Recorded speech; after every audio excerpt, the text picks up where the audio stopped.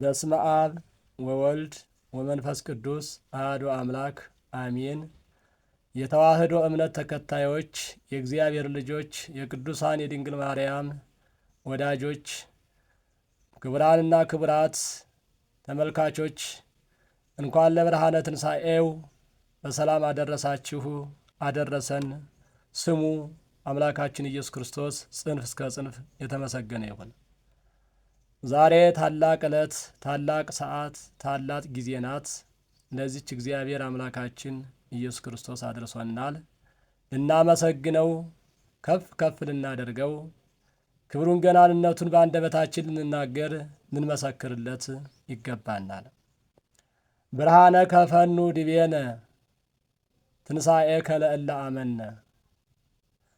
3 መዓልት 3 ሌሊት በከርሰ መቃብር አድረህ የተነሳኸውን ትንሣኤ ለምናምን ለእኛ ብርሃነ ትንሣኤህን ላክልን፣ ብርሃነ መለኮትህን አሳድርብን። ክቡራንና ክቡራት፣ ዛሬ እንደሚታወቀው ታላቅ በዓል ነው። የሰው ልጅ ትንሣኤው የተመሰከረለት የተነገረለት ዕለትና ጊዜ ነው። በዚች ሰዓት ደግሞ ሁላችንም አምላካችን ኢየሱስ ክርስቶስ በሰጠን ጸጋና ክብር ትንሣኤውን እየመሰከርን፣ ትንሣኤውን እየተናገርን፣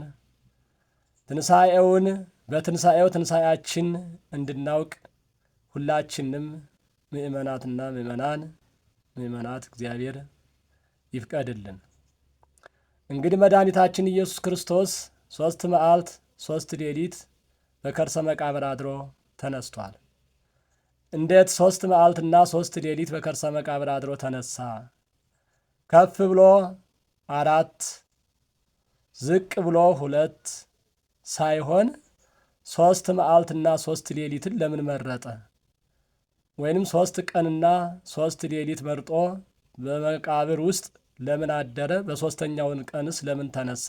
በአራተኛው ቀን ከፍ ብሎ ሳይነሳ ዝቅ ብሎ በሁለተኛውም ቀን ሳይነሳ በሦስተኛው ቀን እንደተነሳ ስንል ለዚህ ታላቅ ምስጢር አለው። መድኃኒታችን ኢየሱስ ክርስቶስ ሥራውን የሚሠራው በምስጢር በምሳሌ እኛን ለማስረዳት ነው። ከፍ ብሎ በአራተኛው ቀን ዝቅ ብሎ በሁለተኛው ቀን ሳይነሳ በሦስተኛው ቀን የተነሳበት ምክንያት የሰው ልጅ በሦስተኛው አዋጅ ይነሳል፣ የሰው ልጅ በሦስተኛው አዋጅ ትንሣኤን ያደርጋል ለማለት በሦስተኛው ቀን ተነስቷል። ሦስተኛው አዋጅ ስንል ሊቁ እንደተናገረው በቀዳሚ ንፋሃተ ቀርን ይትጋባ ጸበለ ሥጋ ዘተዘሮ ውስተ ኩሉ ምድር ይላል። የመጀመሪያው አዋጅ ሲነገር ወይንም መለከቱ ሲነፋ ነጋሪቱ ሲመታ መላእክት ማለት ነው። መለከቱን ሲነፉት የሰው የተበተነው አጽም በምድር የተበተነው ሁሉ ሥጋ ይሰበሰባል። ወበዳግም ንፋሐተ ቀርን ይሰፈያ አዕጽምት ምስለ ሥጋ። በሁለተኛው አዋጅ ወይንም ሁለተኛው መለከት ሲነፋ ነጋሪቱ ሲመታ አጥንትና ሥጋ በአንድ ላይ ይዋሃዳሉ። ተዋህዶም ፍጹም በድን ይሆናል፣ ሳይንቀሳቀስም ይቀመጣል። ወበሳልስ ንፋሐተ ቀርን ይትነስኡ ሙታን ከመ ቅጽበተ ዓይን። በሦስተኛው አዋጅ ወይንም የሦስተኛው መለከት ሲነፋ ነጋሪት ሲመታ በመላእክት ማለት ነው። መለከቱ የሚነፋው በመላእክት አንደበት ነው።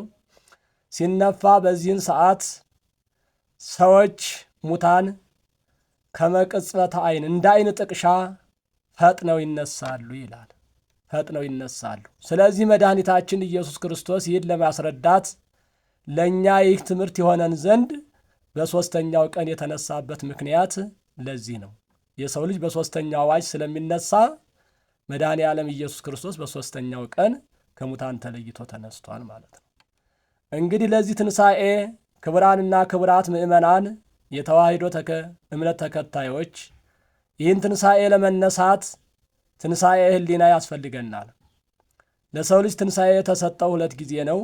2 ትንሣኤ አለው የሰው ልጅ። አንደኛው ትንሣኤ ዘልቡና ነው። ሁለተኛው ትንሣኤ ዘሥጋ ነው። ወይንም አንደኛው ትንሣኤ ሕሊና ነው። አንደኛው ትንሣኤ ሥጋ ነው። አዳም መጀመሪያ ጊዜ ትንሣኤ ሕሊና ስለተነሳ ነው ለትንሣኤ ሥጋ የበቃው። ማለትም መድኃኒታችን ኢየሱስ ክርስቶስ ከእርሱ ባሕሪ ተወልዶ ትንሣኤውን ያስመሰከረለት ትንሣኤውን የነገረን አዳም ለመጀመሪያ ጊዜ ትንሣኤ ሕሊና በመነሳቱ ነው። ትንሣኤ ሕሊና ማለት የሰው ልጅ ኃጢአት ሰርቶ ተጸጽቶ ንስሐ ገብቶ ወደ እግዚአብሔር መመለስ ማለት ነው። የትሩፋት ሥራ መስራት፣ መልካም ነገር ማድረግ ማለት ነው።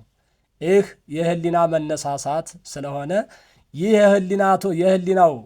የልቡናው መነሳሳት ለትንሣኤ ማለት ነው፣ ለሥጋ ትንሣኤ ያበቃዋል። አዳም መጀመሪያ ዲያብሎስ ማለት ነው። መጀመሪያ አዳምን ሲያስተው ሥጋውን በመቃብር አፍርሼ አበስብሼ ነፍሱን በሲኦል ተቆራኝቼ እቀራለሁ ብሎ ነበረ ያሰበው። ግን ይህ አልሆነም። ለምን ይህ አልሆነም? አዳም ትንሣኤ ልቡናን ስለተነሳ። ትንሣኤ ልቡና ተነስቶ ተጸጽቶ ማለት ነው ንስሐ ገብቶ ፈጣሪውን ሲለምነው መድኃኔ ዓለም ኢየሱስ ክርስቶስ ከልጅ ልጅ ተወልጄ በመስቀል ተሰቅዬ በመቃብር 3 መዓልት 3 ሌሊት አድሬ አስነሳሃለሁ፣ ወደ ገነት እመልስሃለሁ ብሎ ይህን ተስፋ ነግሮታል። ይህን ተስፋ ያገኘው አዳም በትንሣኤ ልቡና ነው። ማለትም በመጸጸት ንስሐ በመግባት ነውና ሁላችንም ክቡራንና ክቡራት የተዋሕዶ እምነት ተከታዮች ትንሣኤውን ስናስብ ትንሣኤያችን እናስባለን። የክርስቶስን ትንሣኤ ስናከብር የእኛን ትንሣኤ ማክበራችን ማለት ነው። ይህን ትንሣኤያችን ለማክበር ደግሞ እግዚአብሔር ፍጹም የሕሊና ትንሣኤ እንዲሰጠን ቅዱስ ፈቃዱ ይሁንልን። ይቆየን።